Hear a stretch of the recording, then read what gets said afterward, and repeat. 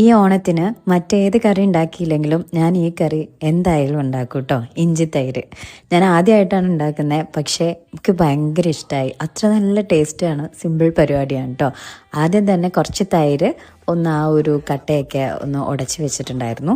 പിന്നെ ഒരു ചട്ടിക്കകത്തേക്ക് നമ്മുടെ വെളിച്ചെണ്ണ ചേർത്ത് അതിനകത്തേക്ക് ചോപ്പ് ചെയ്തിട്ടുള്ള ഇഞ്ചി ചേർത്ത് ഒന്ന് വറുത്തെടുക്കുക. ഞാൻ വറുത്തെടുത്തു എന്നേ ഉള്ളൂ. ചിലർ ഡയറക്റ്റായിട്ട് തന്നെ ഇത് ചേർക്കുകയും ചെയ്യാറുണ്ട്, വറുത്തെടുക്കാറില്ല. പക്ഷെ വറുത്തെടുത്തപ്പോൾ കുറച്ചും കൂടെ ടേസ്റ്റ് കൂടും എന്നാണ് ഞാനിങ്ങനെ കണ്ടത്.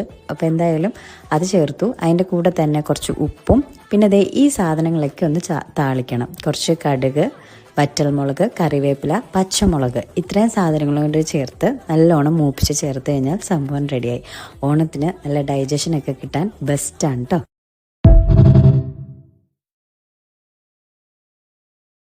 Download ShareChat.